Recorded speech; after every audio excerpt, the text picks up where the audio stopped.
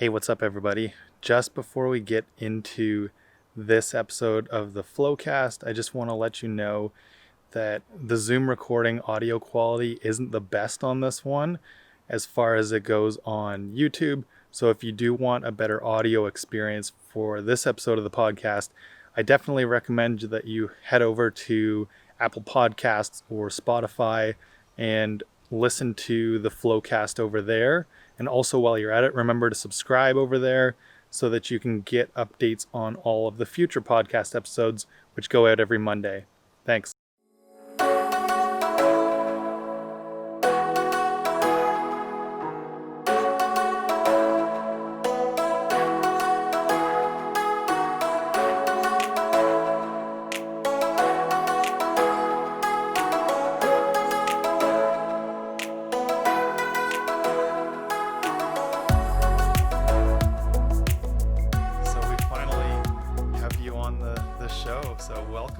To the podcast.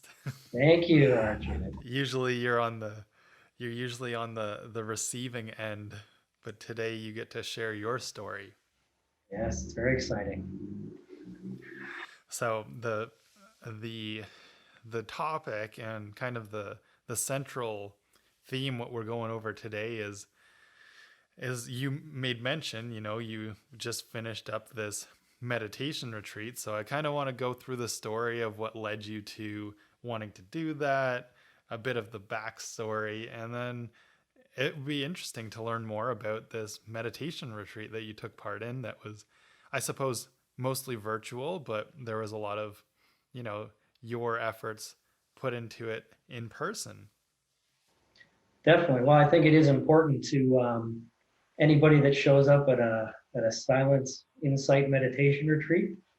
I'm sure they all have a good story about how they got there. It seems like it. I did a little bit of research on some of that just to kind of compare the different people that I've heard about going on these meditation retreats. So we'll see where we get there. But yeah, this was, I guess, just what was this retreat? And then we'll kind of get into the backstory of what led you to doing it. So the retreat was for the Dharma Center. So they're located in Kinmount. And one of their instructors, Jack Connolly, he's an acupuncturist here in town. So he led the retreat. And I've met Jack. I've gone to him for acupuncture.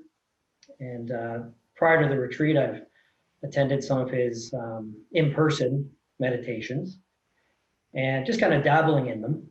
And, they were really good, but they're different from what I've been used to historically, where you really just sit in a chair and you're alone with your own thoughts. And that was significantly different from my style of mindfulness leading up to it. So yeah, it was a bit different. So, kind of going into the backstory, and we've known each other for 15 months or so. We talked online prior to that, but you were one of the first customers in at Flow Spa, and we got to know each other really well through that. And now we're biking partners too.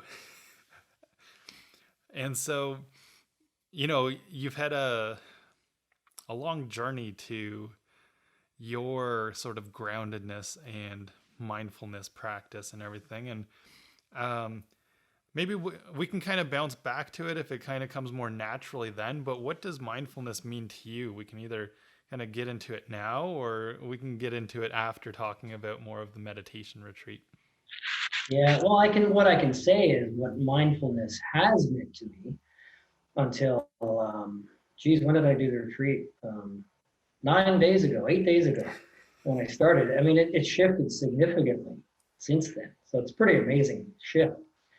But historically, I would say, my personal mindfulness journey would have started about 20 years ago when I first started going to hot yoga classes.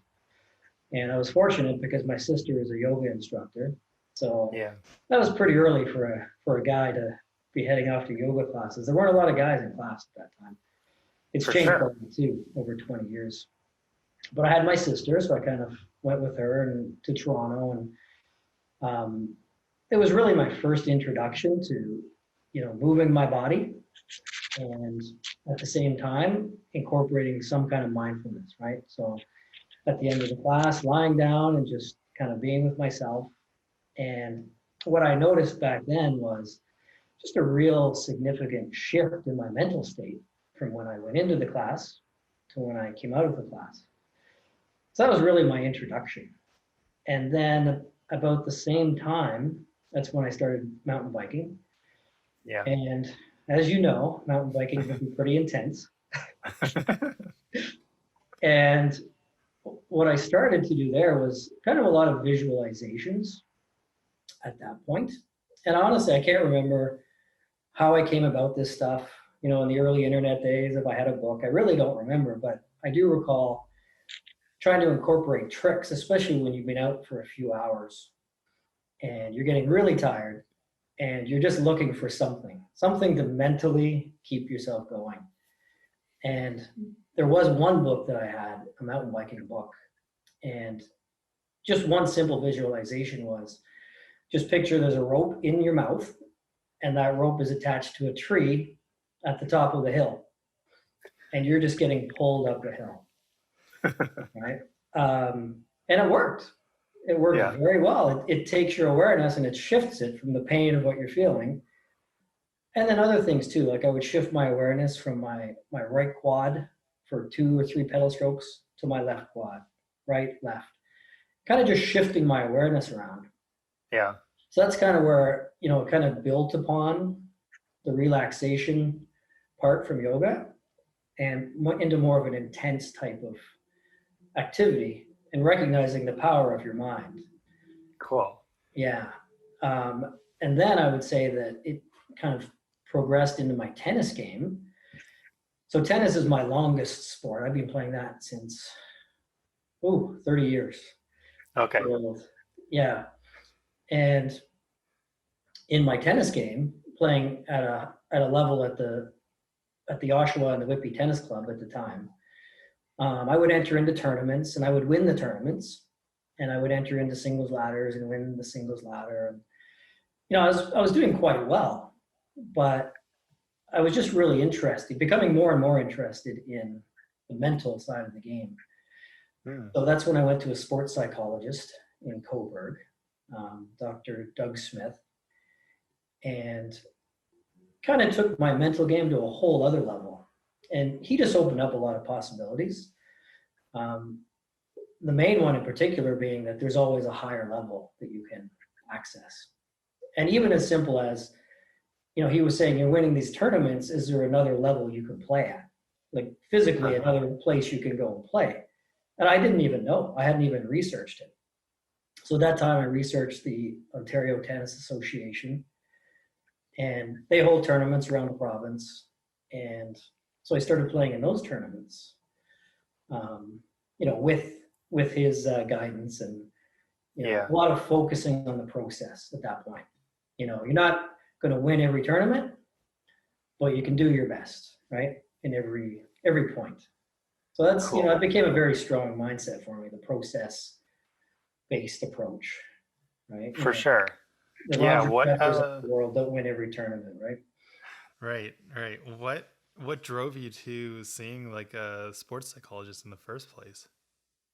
Quite honestly, I had good benefits, and Doug is $200 an hour.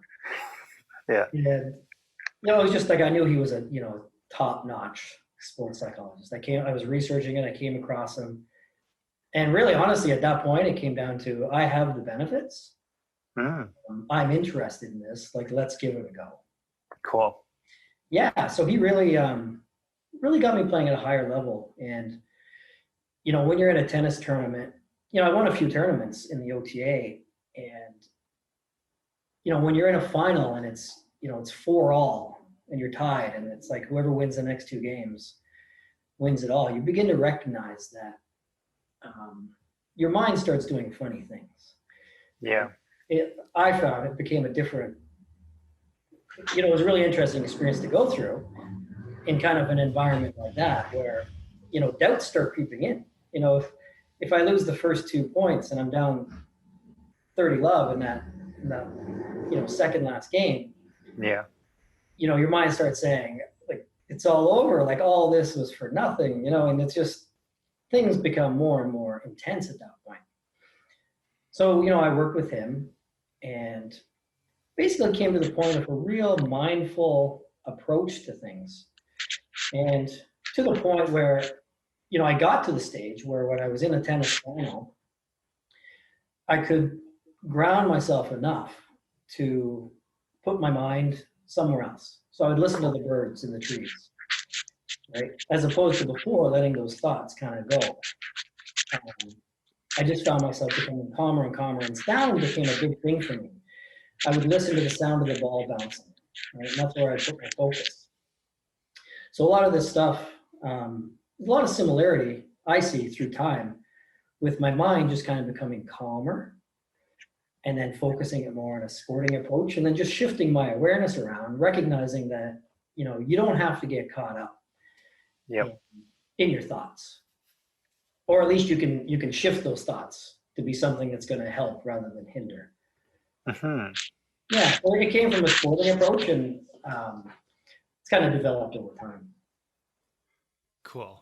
Yeah, I think for me, in a lot of the same ways, like I kind of started to encounter the concepts of mindfulness around the same time, but there were the sports kind of came before that to tie it together.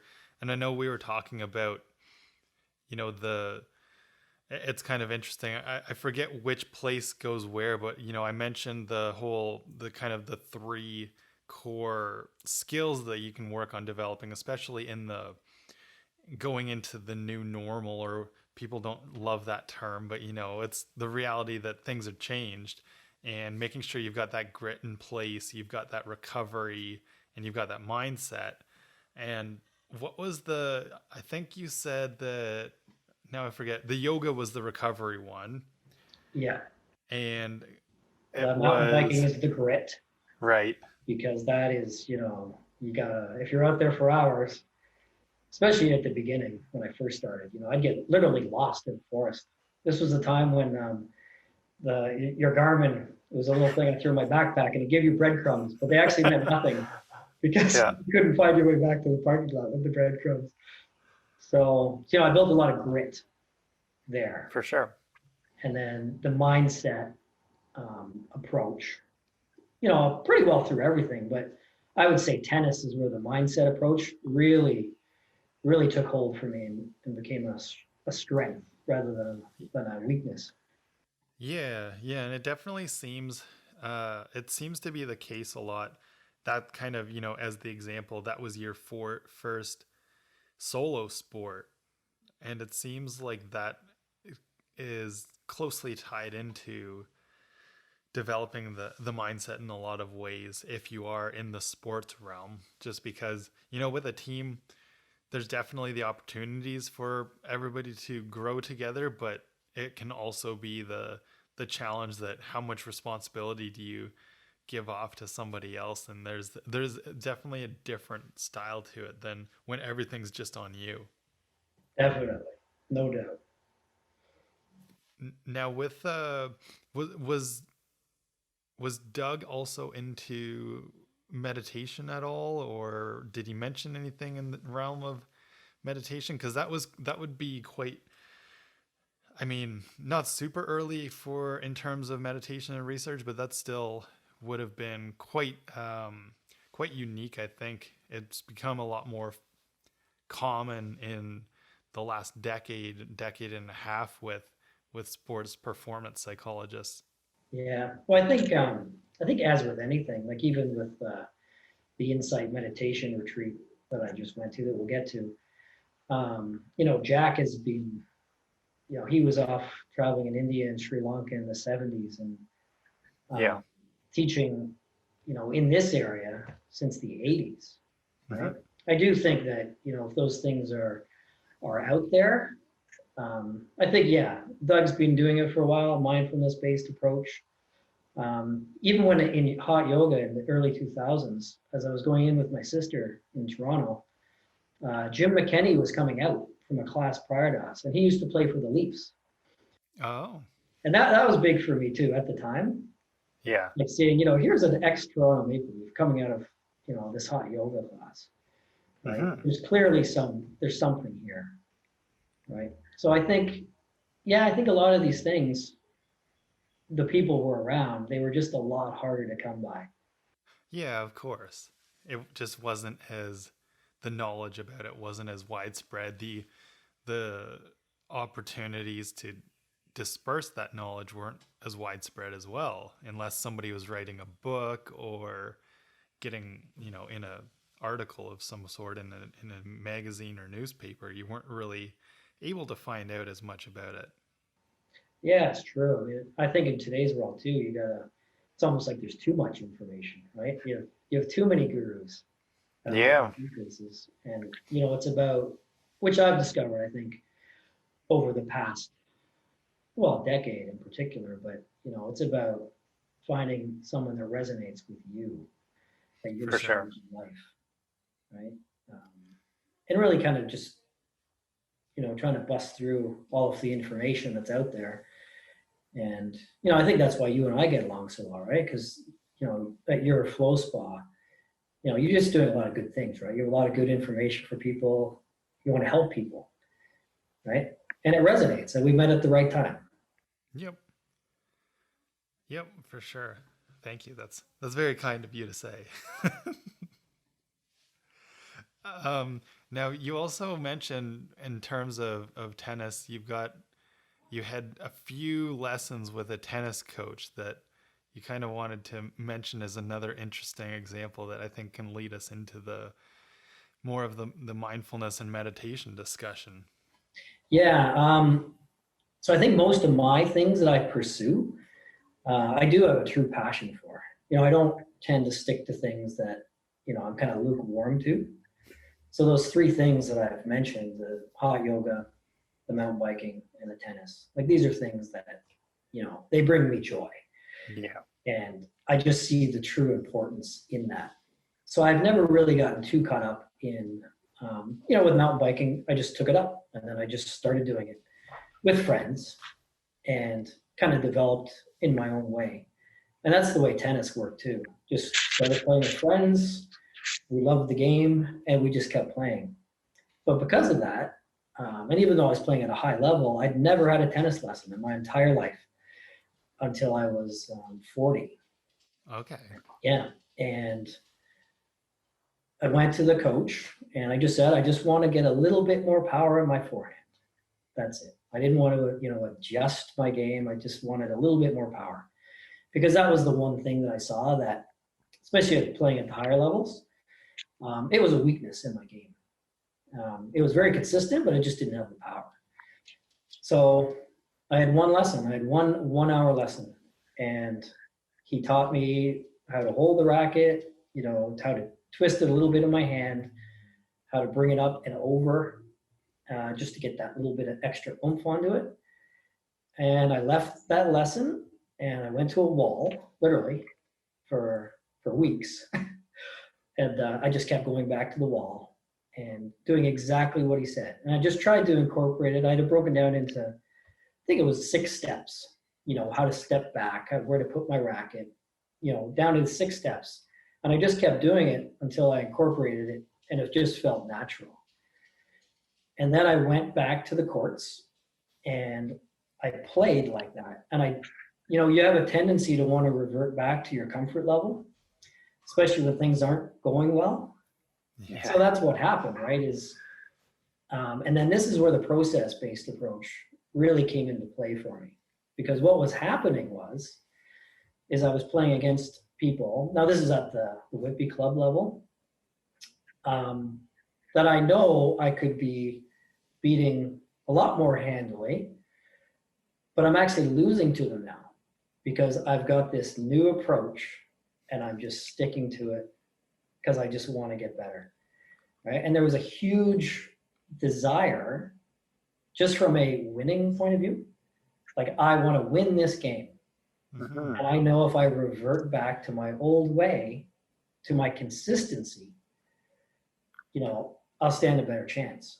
But I didn't do it. I fought that desire, and I just stuck to the new technique, right? And it led me to lose some games that I probably wouldn't have lost otherwise because I was a little bit inconsistent at the time. But I just stuck to it, and eventually it stuck. And I had a new forehand, and it was a little bit harder, not much, but it doesn't take much. And that for me, it really just reinforced the process-based approach. Yeah, and he said if everybody was like you, I wouldn't have a job. Yeah. How did so I guess up to that point, well, you started tennis in your teenage years then.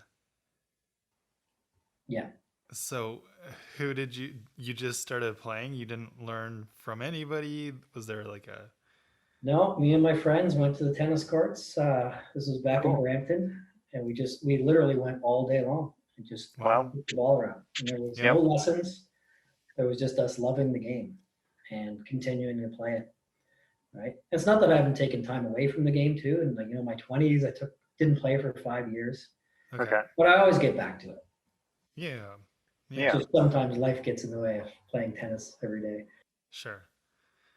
How so like with this whole kind of process base and like you do a lot of different things and how do you go about like learning something new, like learning a skill? Is there some sort of overarching, you know, essence to what you've approached with, whether it's learning hot yoga for the first time or kind of that development of tennis, or is it just it comes naturally because of the love and enjoyment of what you're doing?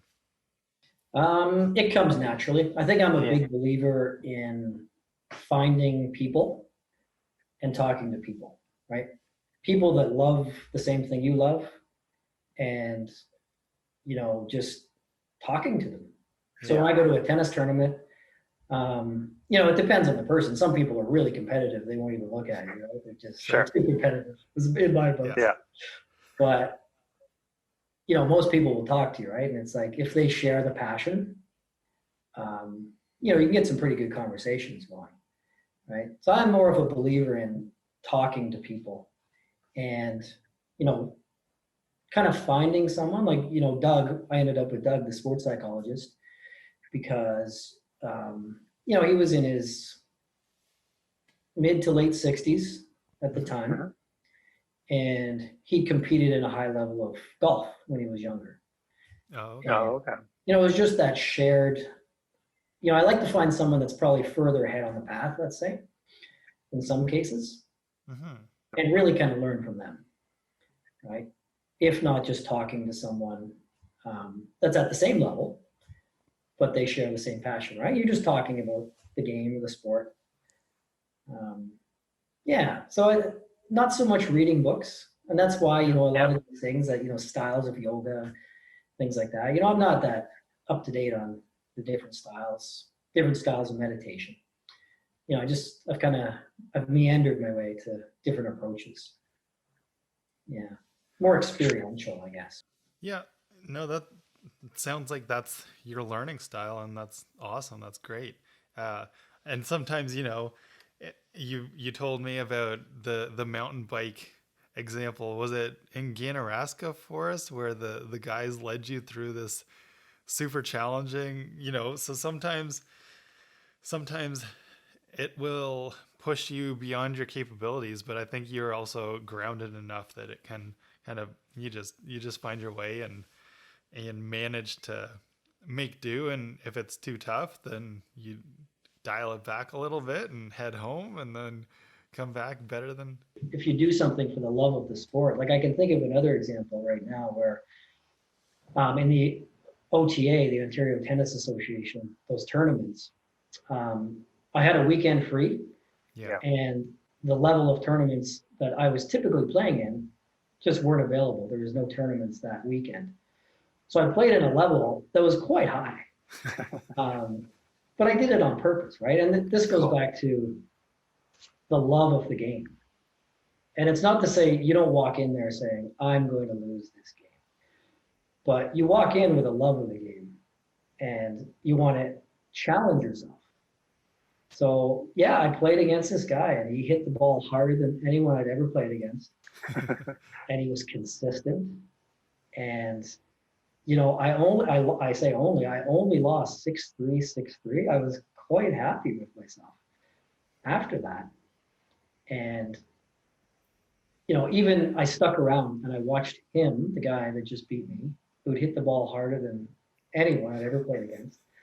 And I watched him play the number one seed in that level. And it honestly looked like he was playing in slow motion beside the other guy. Oh yeah. And it's like you recognize all of these levels that are there. And you know what? You find your level and you go for it. And you don't beat yourself up. There's no need for that. You just always keep. Right? And that always comes back to that process. Stick to the process. Do your best, and you'll get to your level. That's very cool. I like that a lot. Um, and so, you stuck to the process for all of this stuff. And you told me that, well, there's obviously a lot of mindfulness baked into all of this, but you told me that you've been always wanting to attend a silent meditation retreat. And so you recently got the opportunity to do that through this, rather interesting style with it being a silent retreat, but the the group meditations were through Zoom or through some sort of online platform because of course in this time of physical distancing everybody's in their own place and able to come together to still do this. What was it that led you up to, or what was, when you said you always wanted to do a silent retreat, why is that? Well, yeah, I think once you've been doing kind of mindful based stuff and seeing the power of the mind and your shifting of awareness, you know, over enough time and you're interested enough, you just kind of know that these things are out there, right? So I've always seen Yep. silent retreats and, um, heard people on podcasts talking about their experiences and, it was out there.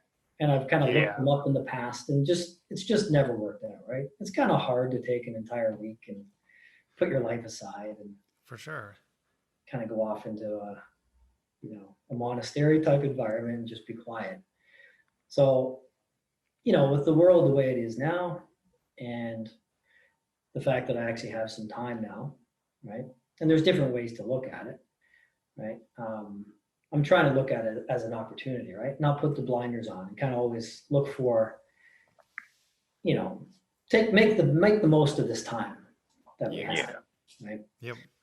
And it was just a perfect alignment. Jack, who had gone to for acupuncture, that I knew did these things. I went to his classes, some of them, but quite honestly, at the time, um, my personal practice didn't get any better. Although the sitting in his class, this was the physical class before the silent retreat, the sitting time was longer than what I was accustomed to. We would sit for about 45 minutes to an hour, just sitting in the chair silently, right? So like I said, that was different for me.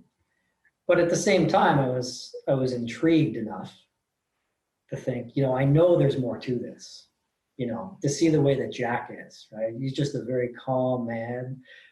And there was something there. Gotcha.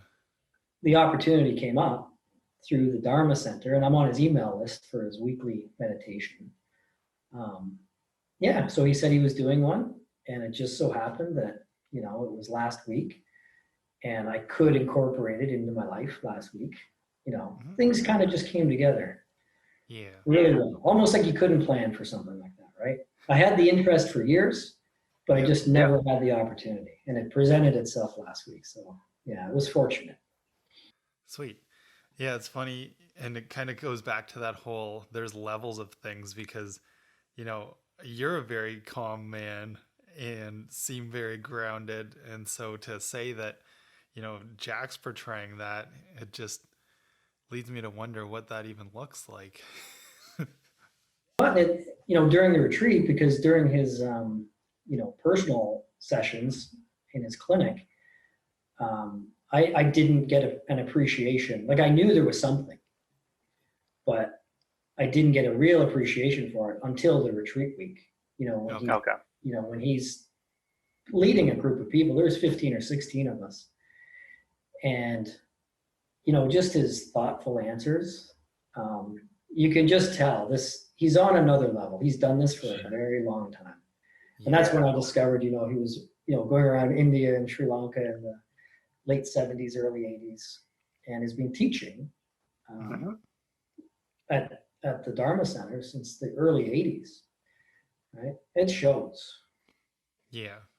Interesting. Yeah, that's I mean, it makes it enticing to want to explore what that looks like. Now, in terms of the silent retreat, so the goal of it, because it was self-directed in a lot of ways, so you had to, kind of enforce it on your own and kind of by a code of honor and do your best to remain silent for the 5 days, right? And so was there, I guess it would depend, each person's going to be different. Was there a lot of preparation you had to do in order to be as silent as possible throughout that week? Like in terms. Yeah, it brings a lot of things to light that you don't recognize. So, that just happened to be the week before the tax deadline. And I just happened to put off the taxes until the final week before the tax deadline. Okay. So, I had to schedule a call with my accountant that week. Yep. So, but what I did was I shifted everything to Wednesday afternoon or later. So I kept the first half, Monday to Wednesday at noon. Yeah. I cleared it up completely. To be as clear as possible. To the back of the week. Yeah. Just to get at least, that time frame. Of course. And, it brings, things we're interested in that we talk about, digital minimalism, right? Then you realize, oh, geez, I got to really, truly put my phone away. Was that part of it too? Yeah, like it was highly recommended. Right. It was one of those things where he recognizes that you're at home and you have but set yourself up as best as you can to be silent for a week and then go from there. So for me, that looked like pushing everything to the back of the week, all those kind of necessary things. And that I found it interesting though, because my phone was another kind of little animal that I had to deal with.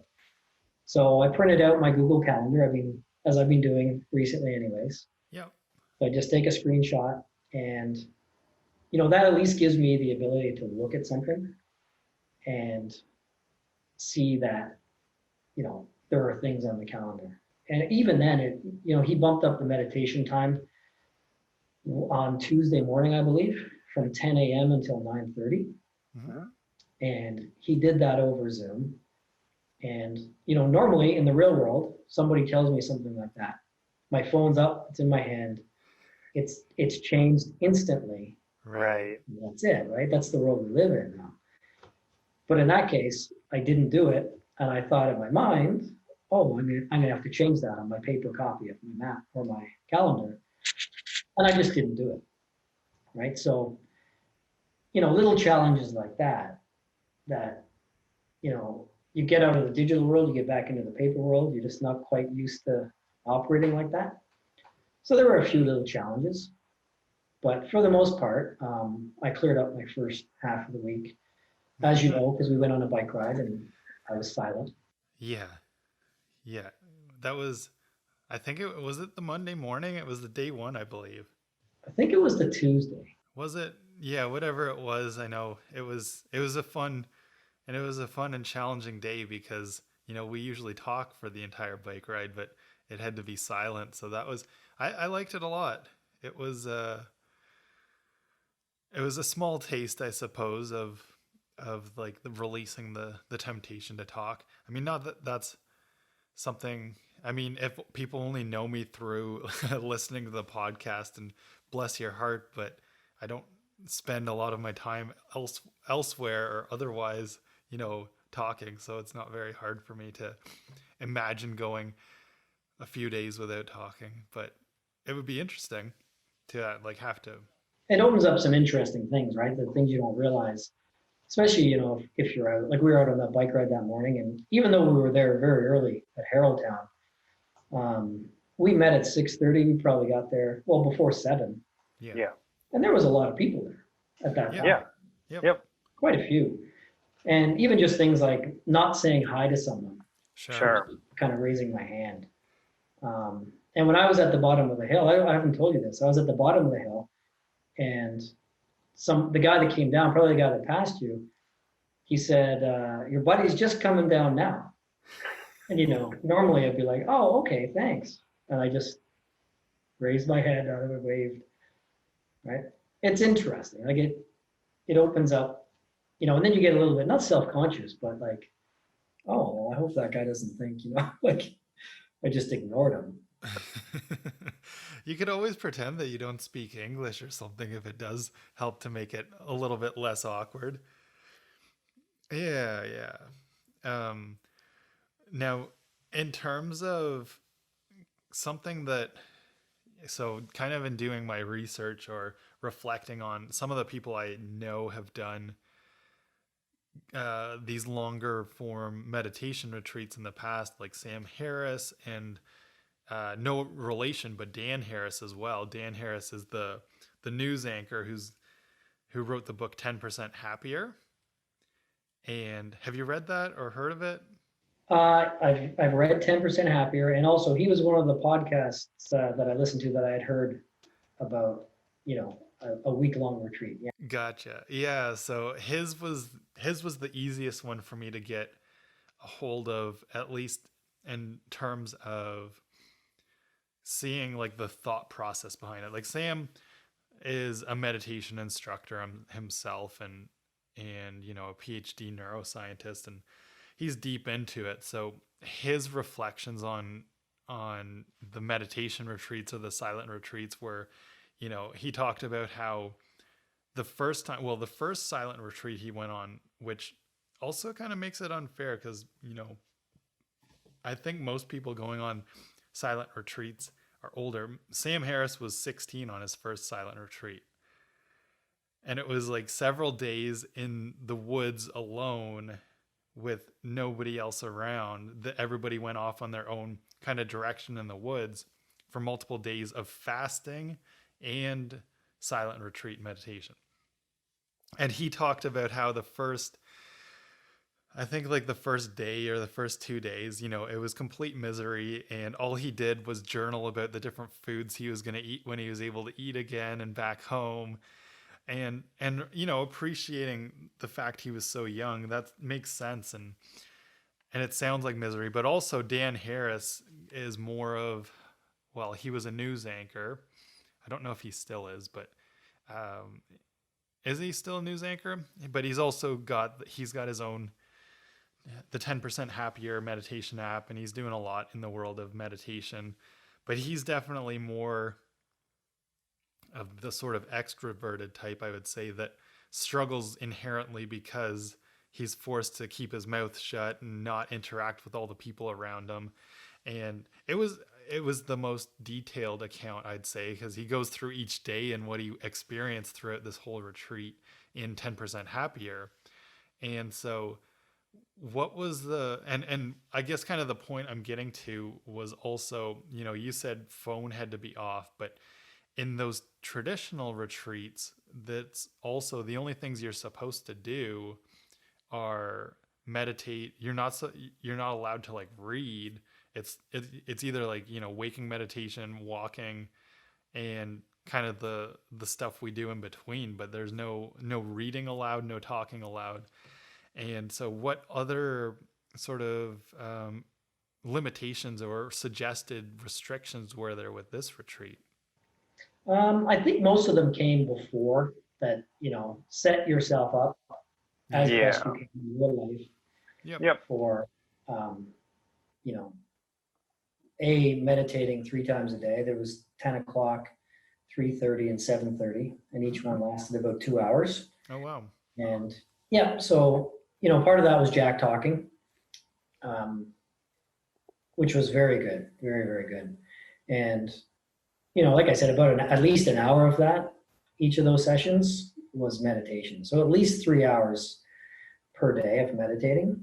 Sure. Over the weekends up 13 hours at least that we did.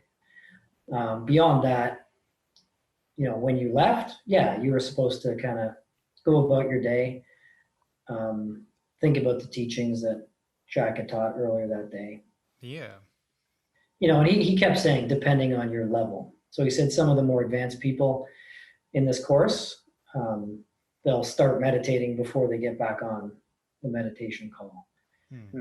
I did that a little bit, but mine typically, I would get into the room about 10 minutes before and just get myself back into that state. The first 2.5 days, I took it really easy. We went on our bike ride, but that was about it. I just kind of was being, right? And that's a big shift, right? You're so used to doing in today's world. Yeah. It's a big shift, even though it was only 2.5 days, right? And you're trying to quiet your thoughts, especially on Wednesday morning, when I realized, I had the accountant call and things like that. That was a big day for me because I realized the thoughts started ramping up again, right? I have to do this. I have to be on my son's call for his homework, like today, right? So I kind of like the approach being at home.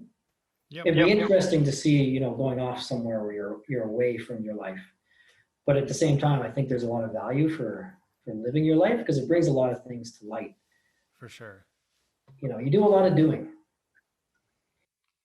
Now, in terms of, you made a great point there and I also recognize it as something that Joseph Goldstein, who ran the meditation retreat that Dan Harris was on down at Spirit Rock, talks about and recognizes in terms of when you're coming towards that end point of whether it is a longer form retreat or a meditation. And the reason that this stands out to me is I'm thinking in terms of also in the float tank, and the whole purpose is it is an environment that is conducive to bringing you into this present moment and into a meditative state, even if you don't have a lot of the skills there, because you've got no external distractions. But the inner workings of the mind sometimes don't slow down. Was there, how well did you do with that? Or was there anything that was kind of helped you mitigate some of those kind of like rumblings that were kind of growing in your mind? Or what kind of advice can you give in that realm? Yeah, well, I would say that, doing the retreat, I mean, he called them the 5 factors. So on the first factor, it's just that you put your attention on an object, right? So I pretty well, in hindsight, that's basically the factor that I lived in coming up to this retreat, where you have the ability to sit and you might have a teacher with you and they guide you and say, let your thoughts go, or maybe you're focusing on an object like a candle flame or something. For me, a lot of that was external. So I said about, playing in the tennis tournaments and hearing the sounds, hearing the birds and the trees and the finals. Yeah. On a mountain bike, shifting my awareness around my body. I got a lot of comfort with all that, having the ability to do that. And it really helped me in this retreat. But what I found so that's part one, is putting your attention on an object, which I had no problem with. I'm used to that. Is that kind of like the candle flame style in terms of meditation? In this class, it's your breath, strictly your breath, right? Mm-hmm. So inhale 1, exhale 1, 2, 2. And every time you have a thought come in, and this is the very beginning, right? This is the early in the week. When you have a thought come in, go back to your breath, right? Use your awareness as a gatekeeper. Mm-hmm. It's like, your awareness is there and it says, as soon as it recognizes that thought, just go away. You don't have a ticket to get here. Go away. Right? So I felt comfortable with that. I had enough experience with my personal meditation practice leading up to it, Yep. where, I feel my awareness was there. Now, having the ability to sustain the attention, right? And this is where it gets into the longer meditations, right? So I've had the ability to sustain my attention, but not to this extent, right? Even on day one, meditating for 3 hours on day one, what I have fallen into, or historically have, and I think it's maybe for most people today, is you kind of wait until you're anxious or you have a problem, and then you go and meditate. And you might do it for 15 minutes, calm yourself down, and then you feel like, oh, I got a lot to do, and then you go on with your day, right? This was different in that, the time frame. You're there for an hour, right? Then you go away for a couple hours, you're there for another hour. Then you go away and you're back for another hour, right? So I found the ability to sustain my attention, or at least I had the ability, but I just never followed through typically in my life. So my kind of meditation always was kind of in and out, right? I feel stressed, I'm going to calm myself down. And I really developed a good ability for that over the years. But it was more external, right? I'd be listening to sounds. I wasn't going inside, right? So this is what I really, really learned this week or that week, was to sit, to bring my attention to my breath and keep bringing it back, right? For a longer period of time. And then not on day one. Day one was just kind of learning A, the longer time, and B, going back. Day two, he started taking your focus, your concentration, and bringing it down to a finer and finer point. So he said that, focus on your abdomen going in and out, in and out. And then he said, focus on a loonie-sized area on your abdomen, right? And then he brought that down to a nickel, and then a dime, and then a walnut, and then a sesame seed, right? And this is where the true power, and this is where everything shifted for me. I was no longer going outside. I was going inside my body. And this is day two, right? And you're just really learning to focus it and build the power of your concentration, which I recognize in hindsight that I wasn't doing prior to this retreat. And it really builds up a focus, a concentration. It really builds up an awareness of what's going on inside your body. And I had something happen to me. I think it was on the second day. And so when you're sitting for that long, sometimes you get a little tired. And he introduced later on Tuesday some qigong, just some light qigong movements prior to the meditation to get the energy moving, right?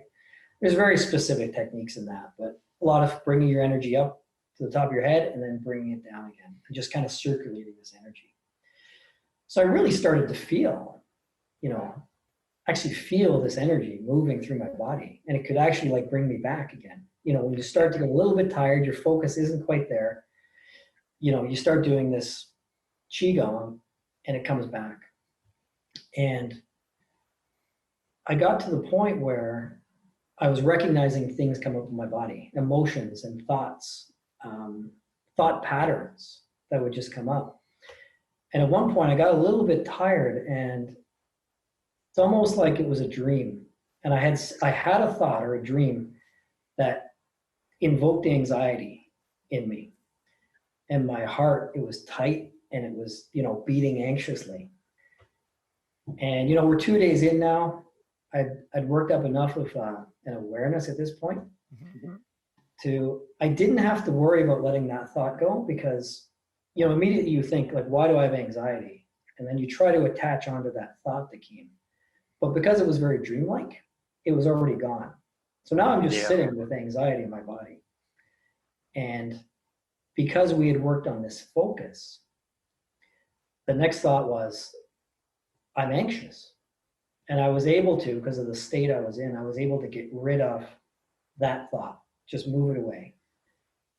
And then I just sat with the anxiety in my body, right? And I just literally put my focus, which he was teaching us how to bring it down to a finer and finer point, and I was doing it to my abdomen up until that point. And I just focused on the anxiety. Wow. Yeah. And I sat with it. Yeah. And a lot of the stuff that he said in theory leading up to this point, you know, I was living it now. I'm sitting with it. And I wasn't thinking about sitting with it. I was just, this is all me talking in hindsight. In that moment, I was just in my body and I was feeling this anxiety. And I was just watching it. And there was no judgment. And it just went away. It just dissipated with time, right? When I came out of the meditation afterwards, that is a moment for me that, you know, I'll never forget, because I think that's at the heart of, you know, all these things that you hear people talk about, you know, we're all suffering, right? To get into the Buddhist terminology, and you just have to be able to sit with it. For me, it was a little taste. It was like, wow, I just literally sat with it, and I was just with it, and there was no judgment, there was no story. As a matter of fact, a lot of times you recognize that you create, you know, your thoughts create like a narrative, and then you'll go off on your narrative because you're anxious and you're whatever you're anxious about. And that wasn't there. It was just the anxiety. And I feel it was very therapeutic. Yeah. Yeah, it was a good moment. And that was only Tuesday. Yeah. That's amazing. I mean, only Tuesday, but unlike, I mean, just kind of going off of what I know from Dan Harris, I can't recall because I didn't reread the whole book, but he didn't do a whole lot of meditation practice prior to his retreat. And, you know, this was as he sort of started investigating meditation. So I don't think it was quite as much as, you know, say the 20 years of mindset training that you've been doing. So that's definitely some profound changes. I think, I guess the kind of question is, did you have expectations around any kind of changes, or was it more that you were just excited to try this because it was something that you'd always looked forward to trying? Yeah, I think those thoughts do come in, the expectations.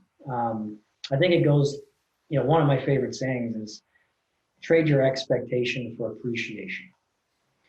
So I had to think that a few times leading up to it, because I didn't want to set any expectations. You know, I didn't want to have an experience like that. I just wanted to just sit and just be, right? And I kept coming back to that. And it's a genuine thing. I just want to sit. Like, I know it's a thing, and I know that a lot of people do it, and a lot of people, you know, a lot of gurus we're going back thousands of years. You just know it's a thing. But I did realize that I was dabbling on the edges, right? And I wanted to go deeper. I would say that was probably a general expectation, but nothing specific. Okay. I think that's a good way to go into it. Yeah. Now, you also said, you know, you felt that this was a very transformational experience for you. And is it for those reasons that we've already talked about? Was there anything else that stood out to you about this? Well, yeah. So that, you know, it's the five steps to get into your body, the 5 factors, right? So it's that sitting, focusing, the concentration, bringing yourself into your body, and then there's 2 more to go. And what these are is, once you bring yourself into your body, you have that point of awareness and that focus. What you do at that point is you release, you let go into your body. So you let go of that point of focus. And Jack was using the term breath body. So just let go into your breath body. And, you know, that's a technique, right? And that's an advanced technique for sure. And I think just because of the buildup for me with the awareness and the mindset, I had some good experiences there. And what that is supposed to do is when you release, is you basically bring your awareness to your entire body.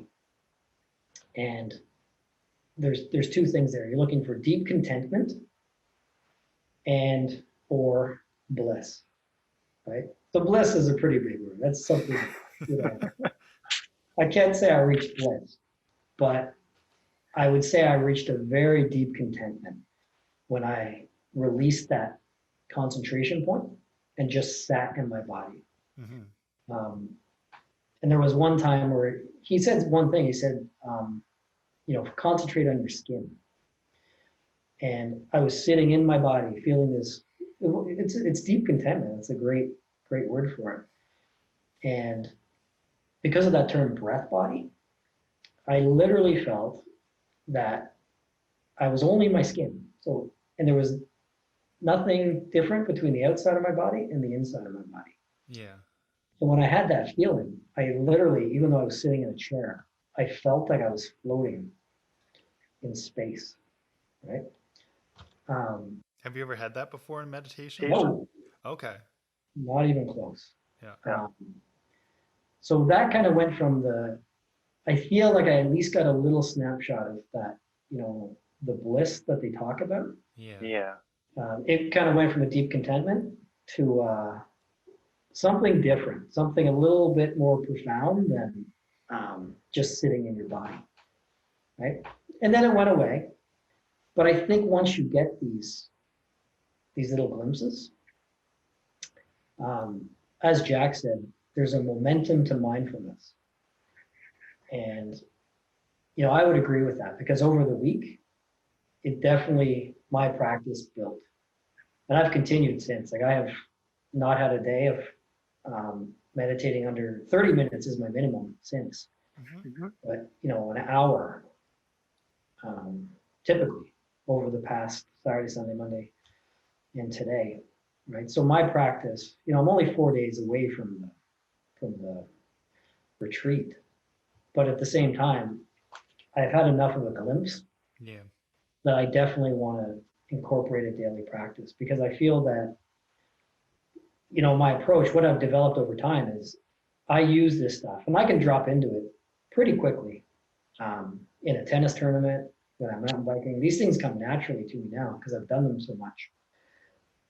But what I want to develop now is the ability to kind of always kind of be in that state as much as possible. Not just drop into it because I know I can when I'm stressed. To kind of cultivate a daily practice. Yeah. But there's challenges there, right? Because it's that being versus doing. And I think I struggle with that. I think everybody struggles with that in today's world, right? You got bings and dings and things coming at you in all directions. And I have 2 kids, and it's just the world is set up to kind of come at you. But I think what you also have to realize is there's a door of awareness that if you're aware enough and you see these pressures and you see the patterns of your life, and, all those things that are recurring patterns, I think there's a lot of value in being able to sit with yourself and, take your practice to a new level, which is what I've done. Right? It feels good. That's awesome. That's really great. Yeah, that kind of, is there anything, one of my questions that you just answered, but is there anything else that you would want to carry away from this retreat with you that carry on into the new Tony? Yeah, well, I would say that, all of the actions that you take, you'll love this because it ties a little bit into Stoicism, right? With all of the actions that you take should be attached underneath that action. You should have a deeper virtue, right? Or intention attached to that action. Mm-hmm. So, yeah, what I would want to kind of strip away from my life is when you sit long enough and you become very aware of your patterns and your thought constructs and things like that, to become aware of possibly some of my recurring actions that aren't moving me forward, right? So, even something as simple as, going for that bowl of ice cream at, 11 o'clock at night. A lot of times you just kind of do it mindlessly, right? Yeah. So it's an action you're taking. But what's the underlying virtue? Like, what is there good to it? And I think I'm very close to being able to, look at an action and say, should I do it or not? Okay, is this go to my values? But in order to do that, you gotta slow yourself down. You gotta be in control. You can't have the world controlling you, right? And it's becoming more and more important. Yeah. You get more dings and dings coming at you. For sure. Yeah, you gotta. One of my sort of favorites in the realm of recovery is you got to go slow to go fast. In terms of recovery and in terms of flow states too, because there's a recovery stage to flow. You can't always be in that heightened optimal state all the time. Yeah, definitely, and it's becoming more and more important, I would have to say. For sure. Now, in terms of you've mentioned it a couple of times, and I want to get your thoughts on this. I haven't sort of presented this idea to you yet because it's sort of the one that I'm working with around this whole retreat idea and thoughts. But so just as I read some of these accounts of meditation retreats from Sam Harris, and Dan Harris is one in particular with his retreat. And I forget what, actually, you know what it is. It's the concept of a silent retreat being a way to strip away all the distractions from what is called the wound of existence.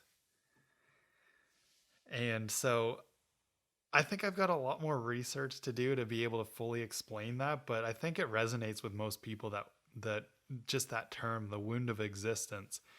But my thought here is that, and what I want to get your thoughts on, do you think that a digital detox can in any way be like a lesser version of a silent retreat if somebody's not quite ready to go to that extent in terms of stripping away some of those distractions?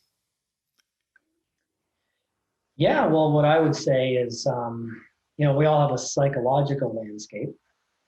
And in addition to the psychological landscape, we have the world at large. And all of this digital distraction is, it's becoming more and more of a serious issue. You're frozen up, but can you still see me there? Yep. Okay.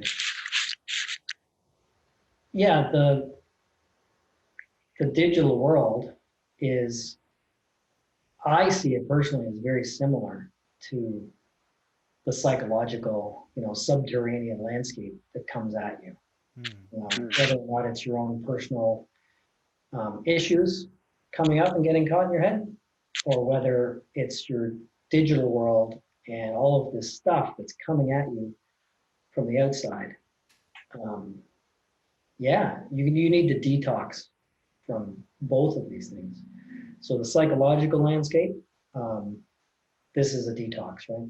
Yeah. Cultivating these abilities and this awareness is a detox because you're not letting them in anymore, right? You're calming yourself down, right? You're using techniques. A digital detox is the same thing. You're doing the exact same thing. You're stopping this barrage that that's becoming more and more for everybody, right? And you can't put these things away. And if you have to get an answer right away, and you have to look at you have to go to Google to get the answer. Even with my little digital detox of 2.5 days, really the whole week, but I had to be on it a little bit for the remainder. There is a beauty that you can see that you can't see otherwise, because you can't pay attention to yourself or get into a good enough state if you don't have the time for it. And these digital devices, they don't allow the time. Yeah. Yeah. So yeah, definitely. That's great. I think, is there anything else that you want to talk about? That was really great. There's so much to think about and process in terms of what you said. That was really jam-packed full of wisdom, and I hope people listen to that a couple of times, because even if they don't have the chance or opportunity to attend their own silent retreat, I think even just, and there's definitely the benefits of having somebody like Jack that's leading the way and guiding you through those lessons and learning so that you can handle it and kind of go even deeper. But hopefully people will make the opportunity to somehow cultivate some sort of, whether it's a digital detox or a mini silent retreat of their own, just from kind of, I don't know, out of self-exploration to understand yourself better. Yeah, I think so. I think there's a lot of good resources in the area. Um, your flow spa included with meditation classes. I think it's just a matter of don't get too far off the path, right? Try to always stay mindful. Be very aware of there's a lot of other factors trying to get your attention out there, right? Mm-hmm. This is my path, right? It's everybody's path is unique, but if you feel like you're in the ballpark, like look at just what happened to me last week. It's I would say my practice was effective for my life, Right. In not putting on the blinders and saying, this is my practice, this is it. Kind of always look for something else, and if you find the right thing, it'll resonate. You'll know it's right. Cool. That's great. So I think we'll wrap up there. I'll definitely have to have you back on as we kind of, I do want to talk more about your journey into becoming a massage therapist and everything, but I want to save that for another time perhaps, and give it its own structure and time frame.